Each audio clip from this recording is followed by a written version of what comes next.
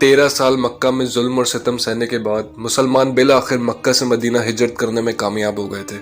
हिजरत के सफर में अल्लाह के नबी और हजरत अबू बकर सबसे आखिर में रवां हुए थे। कुरैश को मुसलमानों की इस हिजरत का इल्म हो चुका था और उन्होंने 100 ऊंटों का इनाम रखा था कि कोई भी नबी को जिंदा या मुर्दा पकड़कर उनके पास ले आए। इतने बड़े इनाम का सुनकर पूरे मक्का में लोग इनकी तलाश में लग गए। आप दोनों ने 3 दिन गारे सौर में कयाम किया और उसके बाद मौका देखकर आप लोग वहां से निकल गए और सही सलामत यसरिब तशरीफ ले आए। अलबत्ता आपने पीछे हजरत अली को अपने बिस्तर पर छोड़ा था कि अगली सुबह लोगों को उनकी अमानतें पहुंचा कर ही अपनी हिजरत का सफर शुरू करें। अगली सुबह जब कुरैश ने नबी के घर पर धावा तोड़ा तो बिस्तर पर हजरत अली को मौजूद देखकर उनकी सारी मेहनत और साजिशें धड़ी की धड़ी रह गई।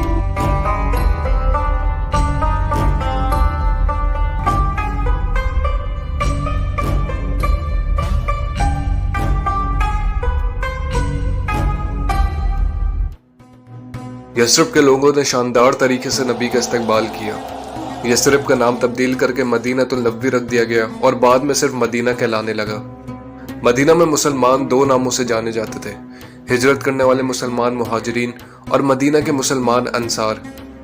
क्योंकि मुहाजिरीन अपने घर बार छोड़कर इस हिजरत के सफर में निकले थे, लिहाजा उनको खासा मदद की जरूरत थी। ऐसे में आप सल्लल्लाहु अलैहि वसल्लम ने हर मुहाजिर का एक अंसार भाई मुंतखब कर लिया जो उन्हें अपने साथ रखेगा, खिलाएगा, पिलाएगा और कारोबार में बराबर का शरीक रखेगा जब तक कि इनके हालात ठीक ना हो जाए। और अंसार के लोगों ने दिल खोलकर इनको कबूल कर लिया। जल्द मस्जिद नबवी की तामीराती काम भी शुरू हो गया और अब मुसलमानों को एक बेस मिल गई थी जहां से वो अपनी दीन की तालीमात पर बगैर किसी खौफ व खतरे के अमल कर सकते थे।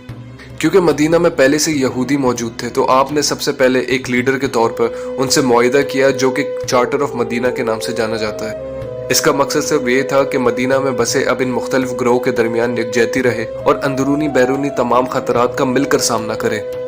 मगर हालात इतनी आसानी से तो तब्दील हो नहीं सकते थे। मुसलमानों के मदीना आने से पहले यहाँ 2 कबाइल औस और खजरज थे जो हुकूमत और ताकत रखते थे।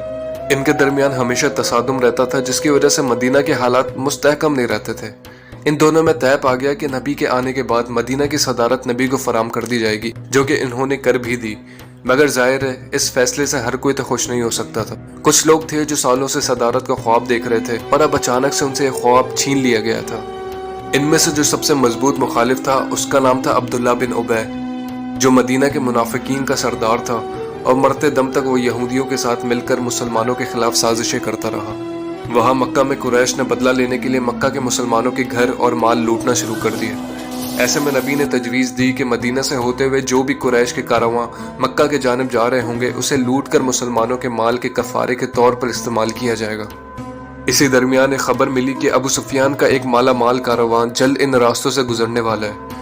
मुसलमान इस आसान हदफ को हासिल करने के लिए पहरा देने बैठ गए, मगर अबू सुफियान को किसी तरह से इसका इल्म हो गया और उसने बड़ी चालाकी से किसी दूसरे रास्ते के जानिब अपने कारवां का रुख मोड़ दिया और अपने से पहले ही एक कासिद मक्का के जानिब भेज दिया, जिसने वहां पहुंचकर अपने जख्मी ऊंट दिखाए और कुरैश के सरदारों के आगे ये ड्रामा रचाया कि रास्ते में मुसलमानों ने अबू सुफियान के कारवां पर हमला करके कुरैश का सारा माल लूट लिया और अबू सुफियान ने मुझे जल्द अज जल्द मदद तलब करने के लिए भेजा। ये सब देख के कुरैश के सरदारों ने अहद कर लिया कि अब बहुत हुआ, अब बस एक ही बारी में मुसलमानों पर हमला करके उनकी मौजूदगी का खतरा हमेशा हमेशा के लिए टाल दिया जाए। कुरैश के सरदार अबू जहल ने 1000 के करीब लश्कर इकट्ठा किया और दीगर सरदारों के साथ मिलकर जंग के लिए निकल गया। दूसरी जानिब जब मुसलमानों को इसका पता चला तो वो भी नबी की क़ियादत में इकट्ठे हो गए और बदर के मैदान में दोनों फौजें जमा हो गई। साल 624 ईस्वी, हिजरत का दूसरा साल और 17 रमजान का दिन, मुसलमानों और कुरैश के दरमियान ये पहली जंग होने जा रही थी। कुरैश के मुकाबले मुसलमानों की एक बहुत ही कमजोर और छोटी सी फौज थी जिनकी कुल तादाद कम व बेश 313 थी। मुसलमान फौज के पास सिर्फ 2 घोड़े और 70 ऊंट थे, लिहाजा मुसलमान हर लिहाज से कमजोर थे। जंग से एक दिन पहले ही मुसलमानों ने अहम कुओं पर अपना कब्जा कर लिया था और रात में धीमी सी बारिश के बाद अगली सुबह दोनों फौजें आपस में टकराने के लिए तैयार थी। नबी ने अपनी फौज को 3 हिस्सों में तकसीम कर दिया था। पहली सफ में सिर्फ वो थे जिनके पास तलवार मुअस्सर थी, उनके पीछे सफ में वो जिनके पास नेज़े और फिर आखिर की सफ में जिनमें वो लोग थे जिनके पास तीर और पत्थर थे। अरब के जंगजू एक साथ बगैर किसी डिसिप्लिन के लड़ने के आदी थे और उनके लिए मुसलमानों की ये तश्कील एकदम नई चीज थी। अब اپنے لشکر میں جوش اور ولولہ پیدا کرنے کے لیے عرب پہلے اپنے دشمن کے ساتھ اکیلے لڑتے تھے اور اس کے بعد ہی صحیح سے جنگ شروع ہوتی تھی۔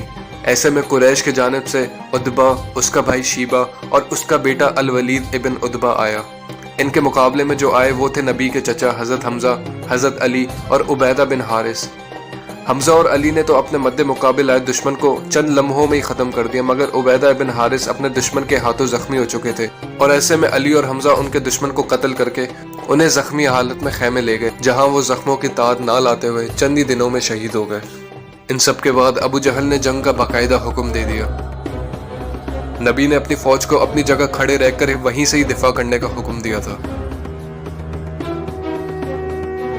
کم تعداد ہونے کے باوجود مسلمانوں نے قریش کے اس 3 گنا بڑے لشکر کو بہت بہادری سے روک کر رکھا ہوا تھا۔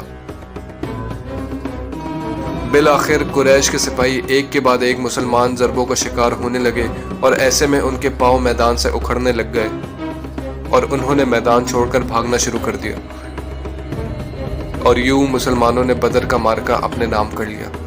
یہ مسلمانوں کی پہلی بڑی کامیابی تھی قریش کے خلاف، جس کے نتیجے میں مزید قبائل اسلام میں داخل ہونا شروع ہو گئے اور قریش کو اس جنگ کا بہت بڑا خمیازہ بھگتنا پڑا۔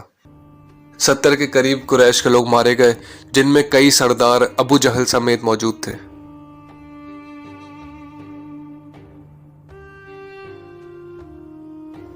مکہ میں اس خبر کا بہت ہی بھیانک اثر پڑا۔